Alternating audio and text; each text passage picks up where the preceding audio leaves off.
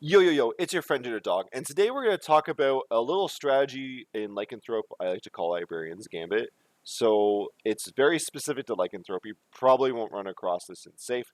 In other presets it doesn't really make a lot of sense either. But it could be a really cool thing in Lycan and save you a minute or two. And that's pretty precious time. So let's get into it. What the hell is Librarian's Gambit? So let's say you've just skipped op 10 in Lycanthrope and you're thinking, what do I do next, right? So this situation comes up when you found nothing, right? Like, and that's kind of why you're skipping top 10. Like, if you had Leapstone, you don't want to go to the other wall. And really the same for any of the other relics, right? If you're skipping top 10, you probably had nothing to begin with, anyways, which is fine. So the the right play in Lycanthrope most of the time is you come up here and you immediately go into the library. You don't check Soul of Wolf. And the reason why this play is really strong and is recommended, this is not the Gambit, this is the standard play that you should be doing most of the time, is that you can full clear all these checks in the library. The only one you can't full clear is Lesser Demon, and you're not likely to get missed early anyways. The like getting missed in the outer wall here is very unlikely, and if it is, then doing Lesser Demon would be out of logic anyways, and its odds of having stuff wouldn't be as strong. So the correct route is to go in here early. The and so because you can get this out of logic, you just full clear this thing and you're in and out. And then if you've got nothing here, then you know the next piece of progression's here, and then that's a convenient place anyways, because in most cases you're likely to grab the teleporter and go on your way anyways, right? So it's a very clean route. The alternative though, if you want to roll the dice, is instead of going into the library right away, you say, you know what, I am going to check Soul of Wolf first. I'm going to do the approach that we typically use in Safe or other presets, right? Generally, you wouldn't skip out on this check before going to the library. It only takes 20 seconds to go up here and back with at least maybe 22 because I was using the shield when I tested it, right? But typically it's not a long time to check it, and if it's good, then you'll go up and grab it, of course, right? So the reason why we're going to check this early and not use the generally superior strategy of going into the library and full clearing it, at least with the exception of Lesser Demon, is if we get progression here at Soul of Wolf, which is about a 33% chance, because the only other logic checks are Fairy Scroll and whatever the Librarian has, then we're going to put ourselves into a position where we could just skip the library. And that could be bad, of course. Like there's no guarantees in gambles, right? But it could be really good as well. And there's a lot of situations where it just comes up, or it could come up neutral as well. But I think that you've got a strong case to make to say I'm going to take this and I'm going to run. And the reason behind that is we've talked about it before in the 310 video, but the likelihood at this point in time that you will find more progression that will help you immediately in the library is fairly slim, at least in terms of the in logic checks.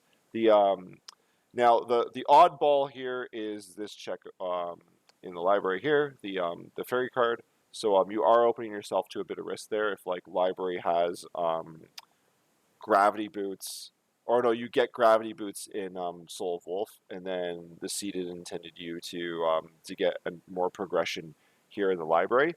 But even if that's the case, you're still sitting pretty good because if you've got gravity boots, then you've got flight anyways, and you can do a whole bunch of things out of logic. If anything, in that case, it may actually help you.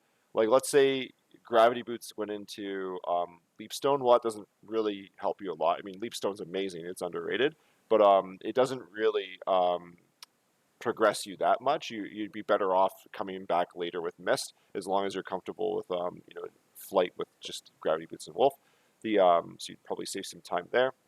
And if it's like Jewel of Open and the intention is to go down and get flight, well, I've got flight and I'm gonna go and try to get like I don't know, find Spike Breaker and make it a lot easier to get into the Spike Breaker check through the Spike Room, or find Merman statue and then like do everything at once.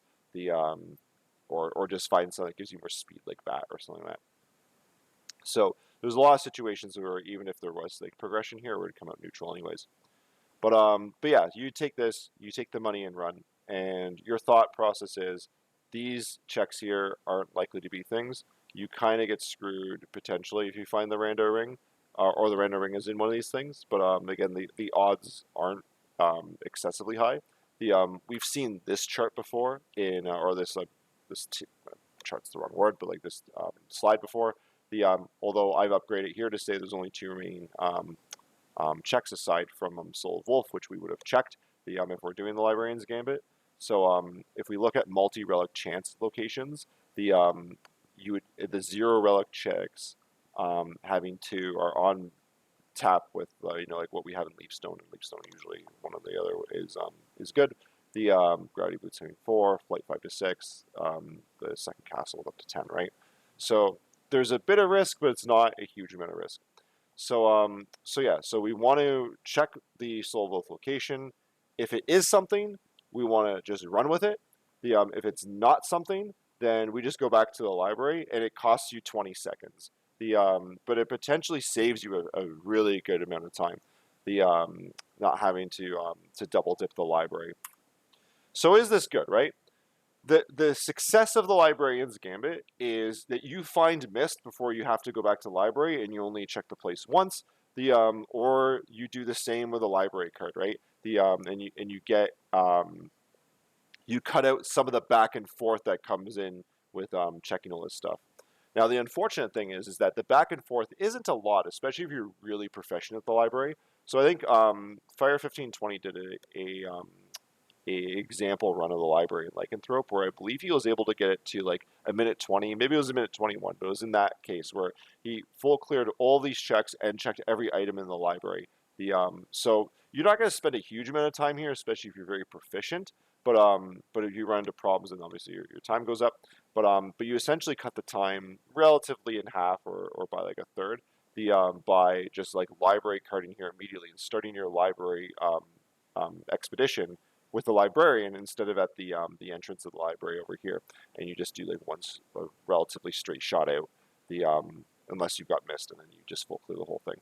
So that's what we want to happen when we do the Librarian's Gambit. That's the most successful thing here. Or like if you're crazy, you can just like completely skip the library entirely if you get a whole bunch of Vlads and stuff, although that's exceptionally rare.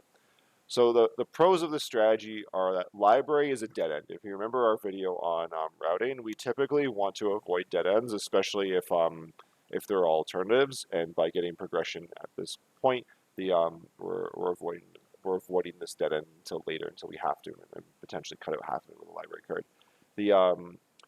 So we just talked about what you have more likely have what you need, given the slide before. You could come back with money. So in situations where you know you don't have a lot of money, coming back here later makes a ton of sense, right? There's not a lot of value gained looking at the librarian's inventory if you can't buy anything. Sure, you can remember that there's stuff there, but typically there's like very little that would compel you to go back to the library with money later.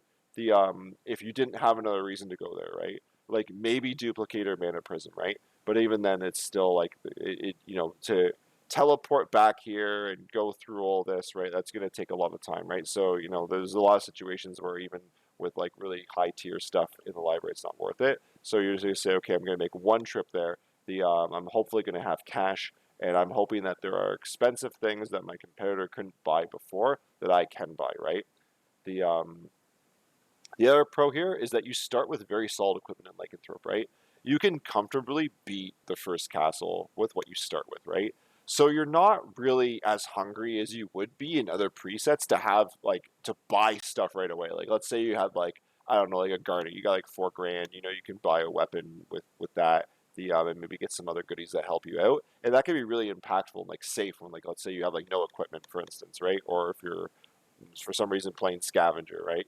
There can be a lot of reasons why you want to go to the library and save a bunch of time, but I don't think that same proposition is there in Lycanthrope, or at least you can mitigate it with the beginning equipment. So that's what helps to make this work and make the library a little less attractive to start. The cons is that, well, if Soul of Wolf has none, you've wasted 20 seconds, right?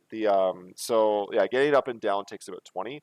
That does feel bad. So you're essentially saying I've got a 1 in 3 chance to potentially save some time and I've got a 66% chance to lose 20 seconds. So again, do you want to roll the dice or not?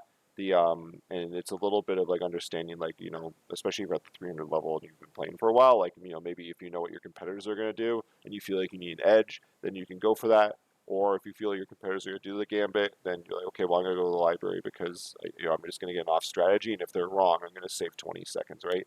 And that's a fairly solid chunk of change that early into the game. There is a slight chance for 2 progression relics to be on level 1, although it's very rare. Or you could get like the Rando ring, which could be anywhere. Again, the odds for that aren't very good, but you are being thorough, and if that works out, then you potentially have an edge on someone who skipped the library. The shop could be loaded and cheap, right? Like, cheap library cards are going to put you in a good place.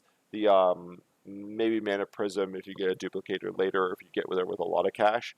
Like, if you do have a lot of cash, like this whole plan becomes a bit more risky. But if you just have a bit of cash and you got like $500 and you get 2 library cards, then you've got an edge over someone who skipped the library. Even if Soul of Wolf does have something, maybe Bat is that fairy card, right? Like maybe it was like Leapstone or Gravity Boots comes down here and you get Flight here, and it's Bat and it's wonderful and you're in a good place, right?